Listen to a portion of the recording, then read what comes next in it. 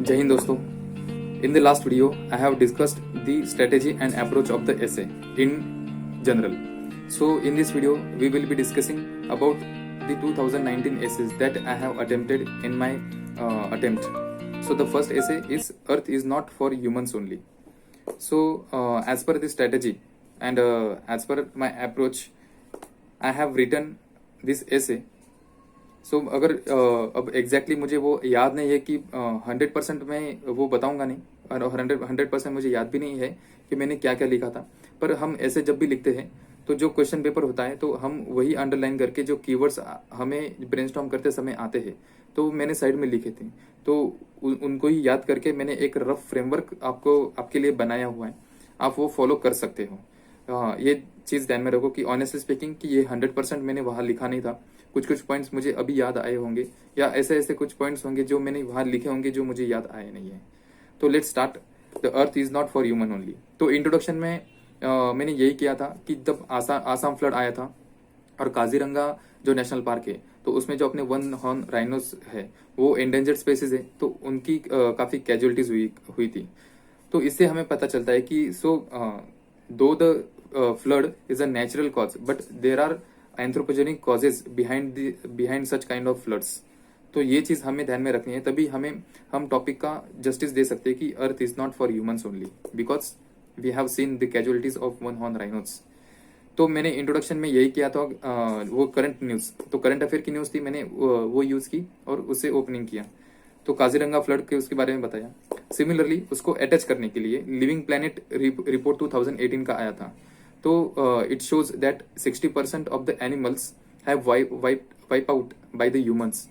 तो ये चीज़ मैंने मेरे नोटबुक में मैंने नोट डाउन करके रखी थी, तो ये भी मैंने यूज़ की ताकि इससे पता चलता है कि earth is not for humans only.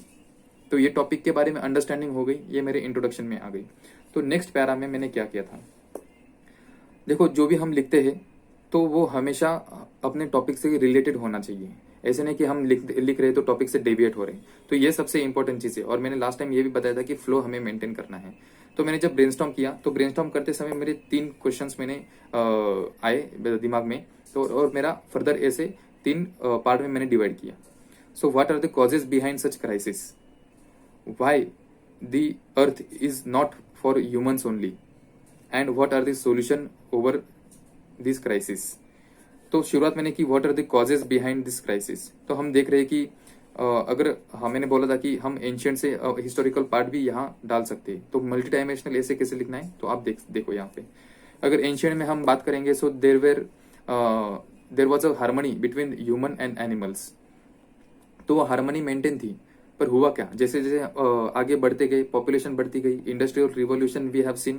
So after that urbanization take place, and urbanization and increasing population, उसकी वजह से जो डिसबैलेंस है, हार्मनी जो है वो ब्रेक हुई कहीं ना कहीं, और हम ह्यूमन एंक्रोच कर गए फॉरेस्ट एरियाज में जहाँ की एनिमल्स बर्ड्स ये थे.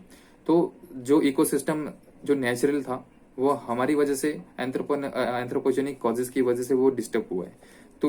तो ये एक कॉज हो गया डेमोग्राफिक चेंज. सेकंड है कि पॉपुलेशन, जैसे ही अर्बनाइजेशन बढ़ रहा है, पॉपुलेशन बढ़ रही है, उसकी वजह से पोल्यूशन भी बढ़ रहा है. तो पोल्यूशन की वजह से एनवायरमेंटल डिग्रेडेशन हो रहा है और अदर जो स्पेसीज है, अदर इकोसिस्टम है, उसको हार्म हो रहा है.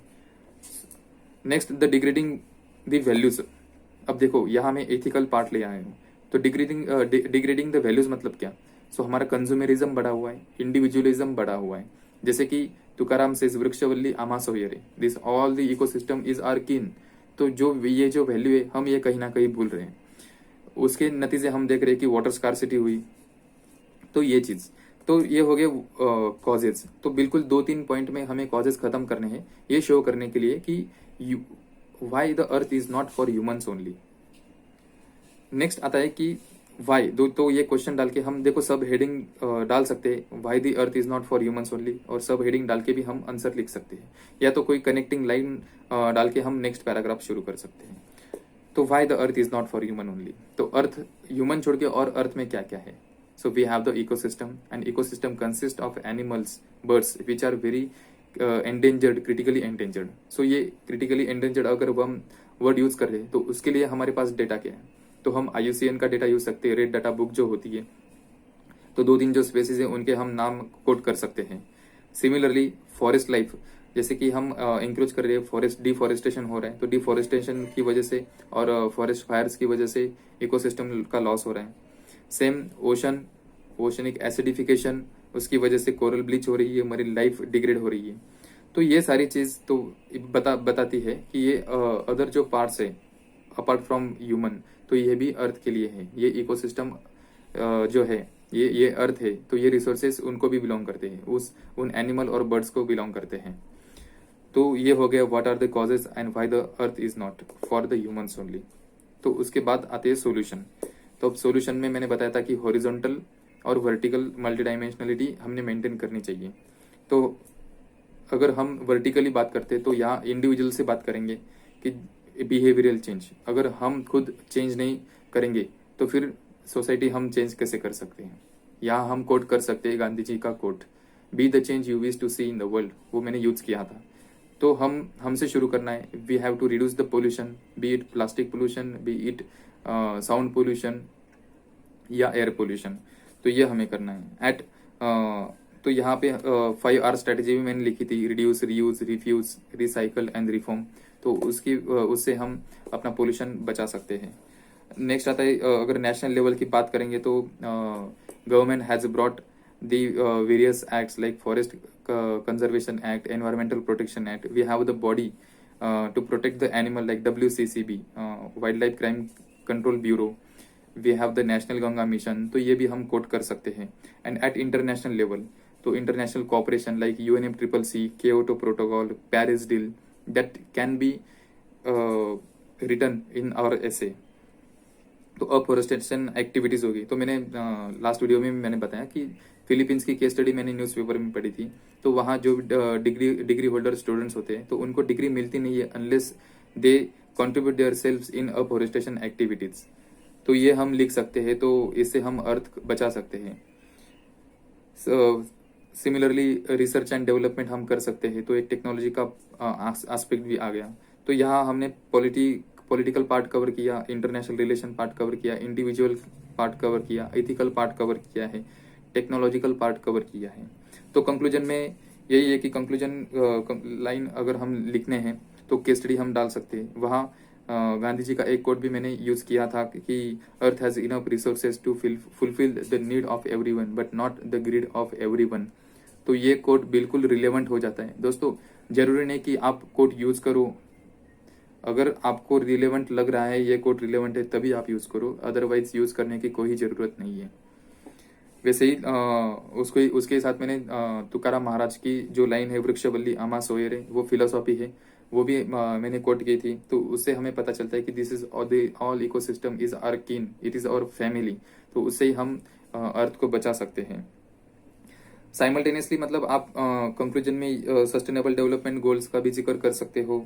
लाइक जैसे कॉन्स्टिट्यूशन भी आप ले आ सकते हो। कॉन्स्टिट्यूशन में अपने फंडामेंटल ड्यूटीज है to protect the earth, to protect the nature. Similarly in DPSPs article 48 के अंदर भी बताया गया है कि गवर्नमेंट की ड्यूटी क्या है। तो वो government should strive for to protect the natural resources. तो ये हम डाल सकते हैं। तो ओवरऑल ये मैंने जस्ट फ्रेमवर्क बताया है कि मल्टी डायमेंशनल हम कैसे सोच सकते हैं, अपने ऐसे को डिवाइड कैसे कर सकते हैं। तो I hope you have understood the thing that how to approach the essay, how to decode the topic of the essay, what should be the our body part, what should be our introduction and what should be the conclusion. So all these things are much more relevant, should be relevant to the topic only. तो topic से deviate होना नहीं है। तो ये आप video एक बार फिर से सुनो, उसके बाद कैसे ब्रेनस्टॉर्म किया है, कैसे कैसे मल्टी डायमेंशनली सोचा है, तो उसके बारे में सोचो। और जो अदर टॉपिक्स है उसके बारे में सोच के आप प्रैक्टिस करो, ब्रेनस्टॉर्म करो और ऐसे लिख के। I hope you have understood the thing. So next ऐसे हम डिस्कस करेंगे। Thank you.